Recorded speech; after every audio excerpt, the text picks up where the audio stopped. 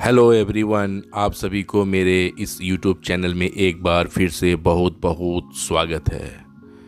आप सभी को इस वीडियो के माध्यम से झीलों की नगरी उदयपुर की सैर कराते हैं। उदयपुर आकर आप किन किन जगहों को एक्सप्लोर कर सकते हैं और उन जगह पर आप कैसे पहुंच सकते हैं, इन सब वीडियो में आप देखेंगे। सबसे पहले उदयपुर का एक संक्षिप्त परिचय दे दूं।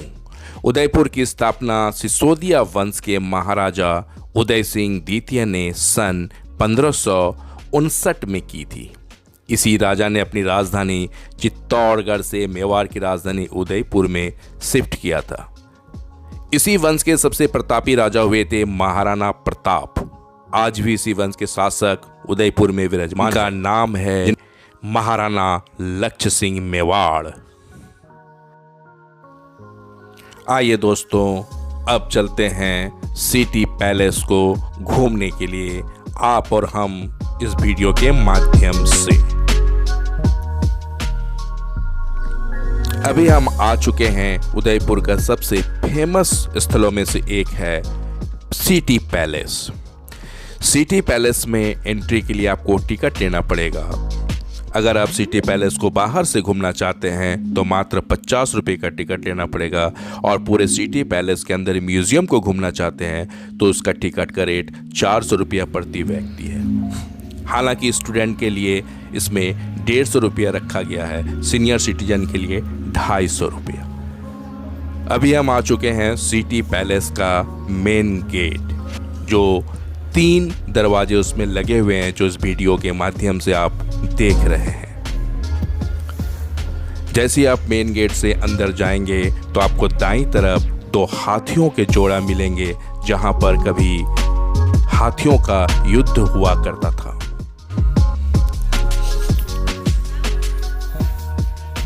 उदयपुर का सिटी पैलेस अपनी भव्यता, स्थापत्य कला और अनमोल धरोहर के लिए विश्व प्रसिद्ध है।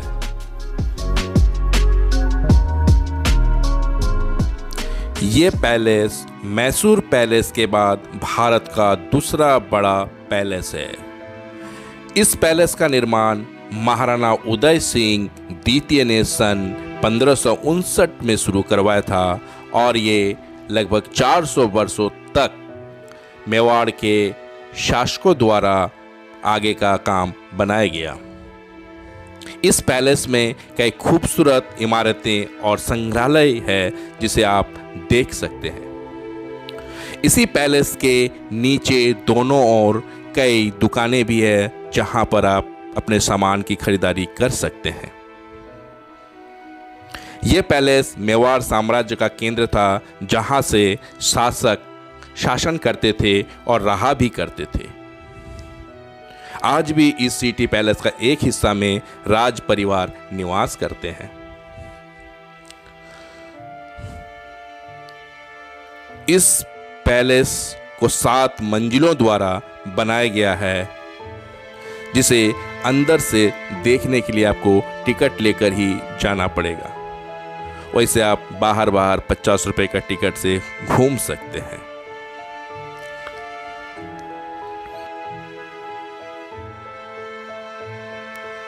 सिटी पैलेस में म्यूजियम की ओर जाने के लिए ये मुख्य दरवाज़ा है।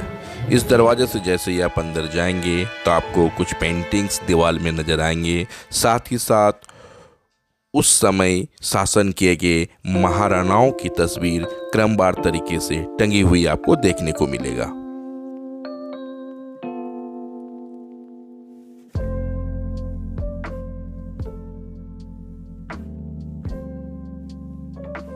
अभी हम आ चुके सिटी पैलेस म्यूजियम का मुख्य द्वार, जो सबसे पहले आप देखेंगे शस्त्रागार।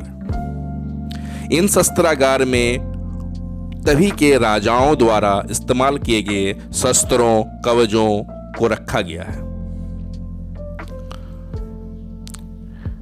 इस म्यूजियम को घूमने में आपको तकरीबन 1.5 से 2 घंटे का समय लग जाएगा। ये आप ढाल देख सकते हैं, जो चमड़ों के द्वारा बनाया गया था। साथ ही साथ कवच जो लोहे से बने होते थे। तभी के महाराणाओं द्वारा युद्धों में प्रयोग किए जाने वाले सभी शस्त्रों अस्त्रों को इस म्यूजियम में बहुत ही सुसज्जित तरीके से सजा कर रखा गया है। शस्त्रागार से निकलने के बाद अब इस सिटी पैलेस के दूसरे भाग की ओर पहुंचते हैं, जहां सबसे पहले आपको देखने को मिलेगा महाराणा प्रताप कक्ष। महाराणा प्रताप कक्ष में महाराणा प्रताप जी रहा करते थे, वहाँ पर उनका एक आपको स्टैचू देखने को मिलेगा। साथ ही साथ उनके द्वारा युद्ध में किए गए कई पेंटिंग्स भी देखने को मिलेगा एवं हल्दी घाटी का मिट्टी एक कटोरे में रखे हुए देखने को मिलेगा।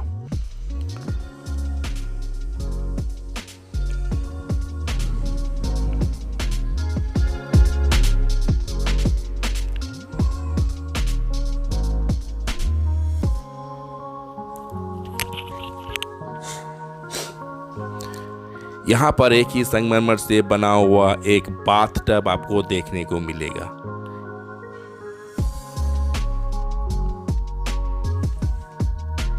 यह है उदयपुर का नज़ारा, जो अरावली पर्वतमालाओं से घिरे हुए हैं। यानी पिछोला लेक से सटा हुआ है यह सिटी पैलेस, और सिटी पैलेस के झरोखे से आप पूरे उदयपुर को देख सकते हैं। अद्भुत नज़ारा आपको देखने को यहाँ से मिलेगा। पिछोला लेक, जहाँ पर भी आप जाके बोटिंग का आनंद ले सकते हैं।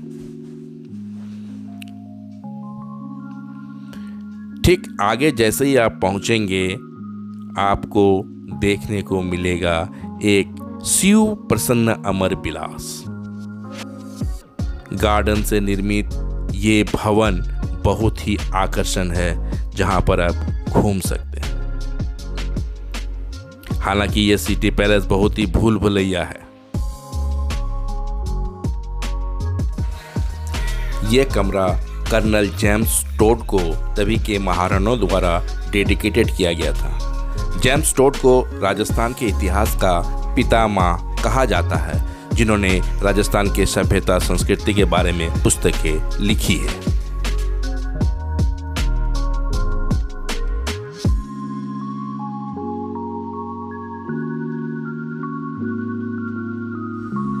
अभी आ चुके हैं मोती महल। यह महल कांच से पूरी तरह सुसज्जित है, जहां पर रानियों के श्रृंगार रूम भी मौजूद है, जहां पर रानियां श्रृंगार किया करती थी। हाथी दांत से बने हुए एक दरवाजे भी यहाँ पर रखे हुए हैं, जिसे भी आप बहुत ही आसानी से देख सकते हैं।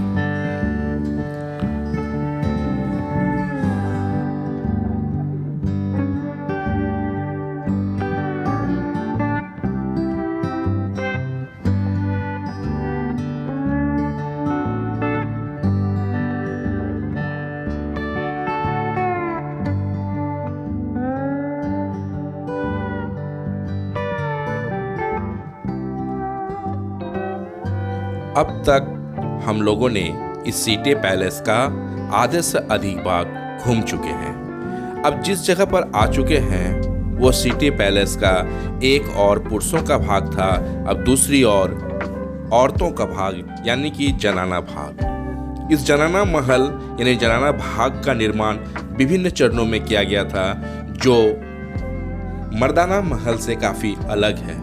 इसकी छत की ऊंचाई भी काफ़ी कम है और महाराजा कर्ण सिंह ने 1620 से 1628 में इसके निर्माण में काफ़ी योगदान दिया।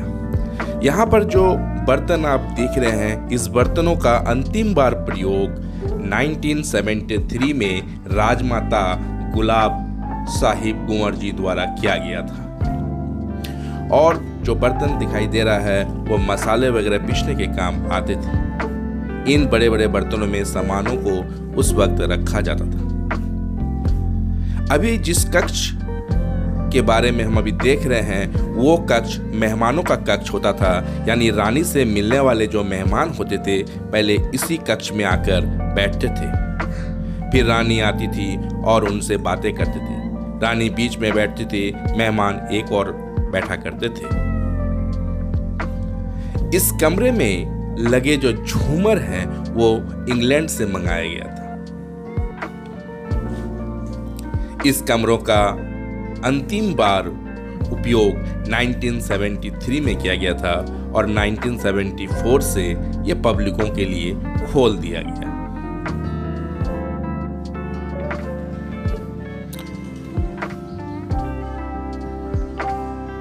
उस समय जिस वाद्य यंत्रों का प्रयोग होता था उसका भी इस म्यूजियम में रखा हुआ आपको देखने को मिलेगा। साथ ही साथ आपको गुप्त काल के कुछ प्रतिमाएं जो टूटी हुई है वो भी इसी म्यूजियम में रखे हुए हैं।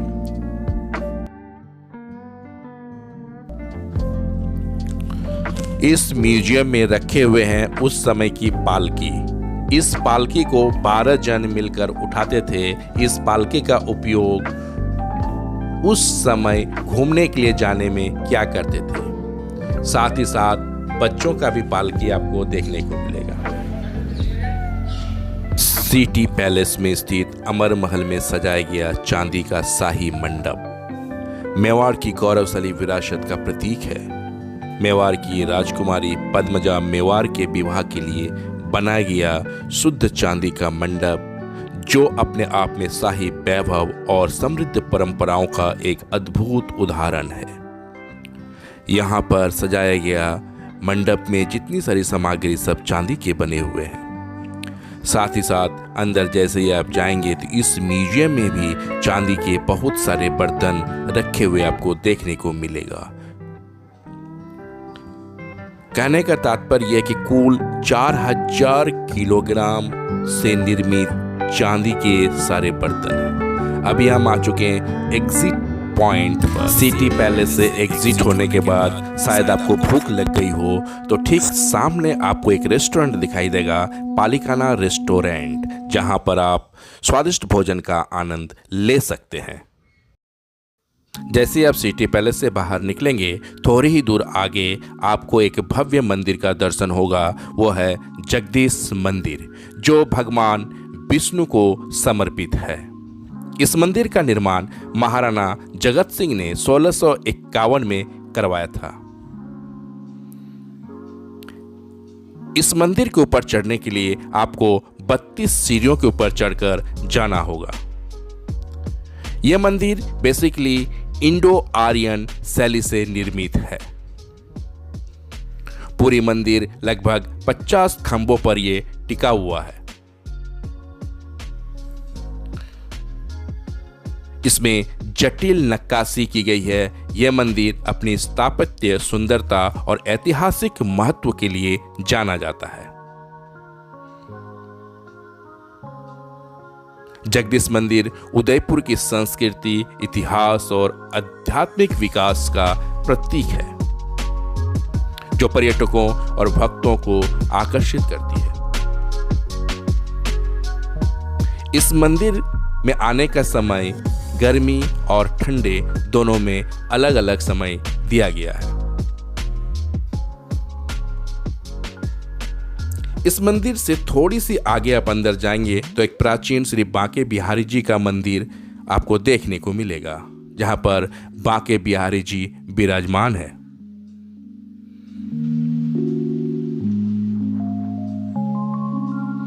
उसकी दर्शन करने के बाद आप उसी मंदिर से बाहर एग्जिट हो सकते हैं।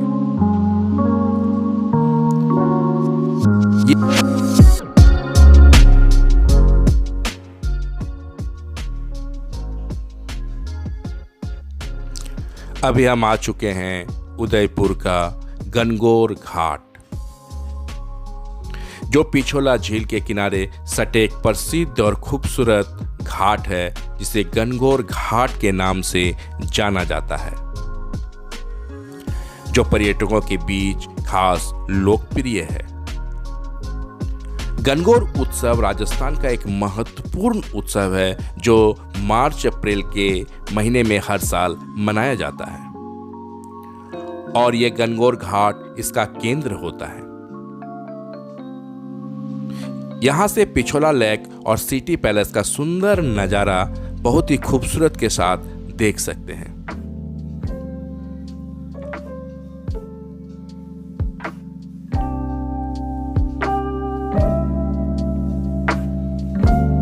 यह घाट बेसिकली गणगौर उत्सव के जुलूसों के लिए प्रसिद्ध है, जिसमें गणगौर उत्सव के समय शिव और गणगौर यानी कि पार्वती की मूर्तियों पर रखकर जुलूस के साथ निकाला जाता है। अपना कुछ खूबसूरत फोटो भी क्लिक कर सकते हैं। इस घाट पर बैठ के आराम से कुछ देर सुकून का पल बिता सकते हैं। जैसे ही आप गणगौर घाट से बाहर निकलेंगे तो आपको एक और ऐतिहासिक महल देखने को मिलेगा।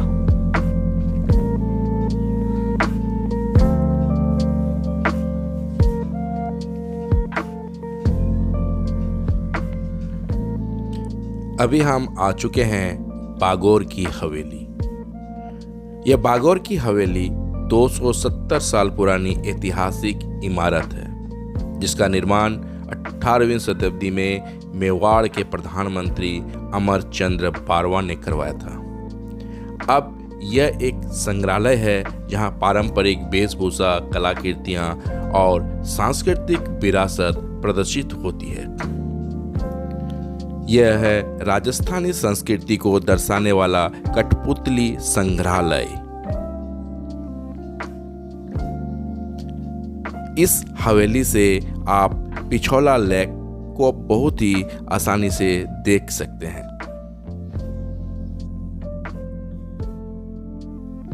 इस हवेली में लगभग 138 कमरे, बरामदे, झरोखे और सुंदर मेहराब हैं। इस हवेली में राजस्थान की संस्कृति और इतिहास का संगम है, जहां पारंपरिक वेशभूषा, आभूषण, पेंटिंग और पांडुलिपि देखी जा सकती है।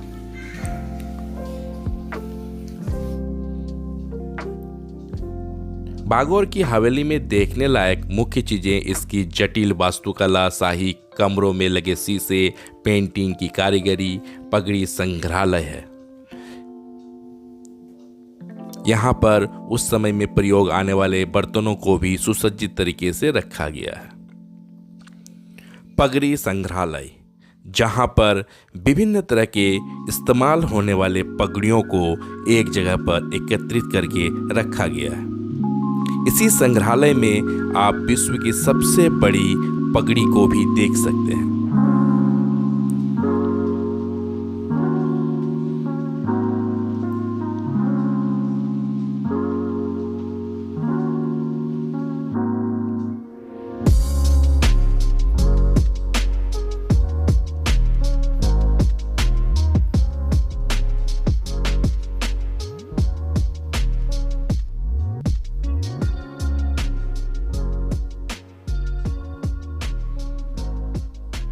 यह है विश्व का सबसे बड़ा पगड़ी, जो आप इस म्यूजियम में देख सकते हैं।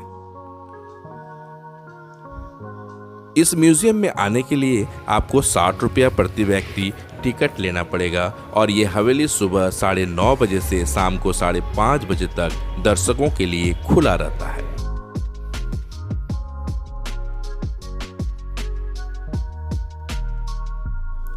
अभी हम आ चुके हैं सुखरिया सर्कल।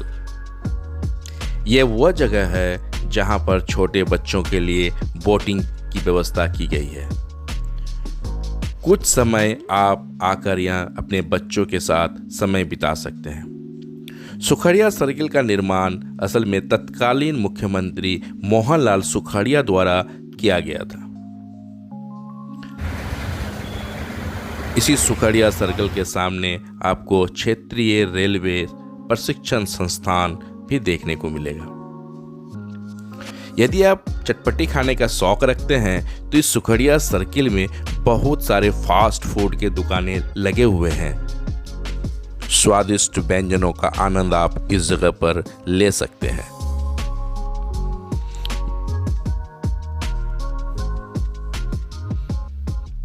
सुखड़िया सर्किल से करीबन 1.5 किलोमीटर दूर आप पहुंच जाएंगे सहेलियों की बाड़ी। यह एक भव्य बगीचा महाराणा संग्राम सिंह द्वितीय द्वारा सन 1710 से 1734 के बीच राज परिवार की महिलाओं के लिए आमोद प्रमोद हेतु बनाया गया था।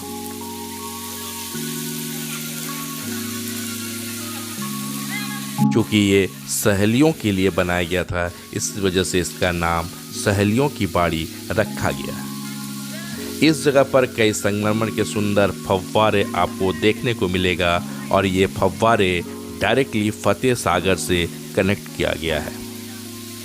दरअसल उस ज़माने में ये प्राकृतिक तरीके से यहाँ पर फव्वारे का निर्माण किया गया था, लेकिन अभी कृत्रिम तरीके से इसको फतेह सागर से जोड़ा गया है। एक शांत कमल का तालाब, गार्डन, हाथियों और अन्य पशु पक्षी की संगमरमर की सुंदर मूर्ति आपको देखने को मिलेगा। आप कुछ देर आकर यहाँ सुकून के पल बिता सकते हैं। यहाँ पर भी एंट्री फीस आपको 30 रुपये प्रति व्यक्ति का चार्ज लिया जाता है।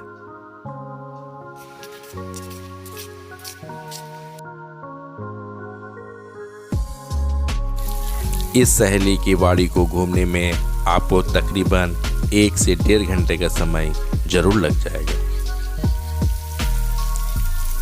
आप इस सहेली की बाड़ी में कुछ अच्छे फोटो भी क्लिक कर सकते हैं।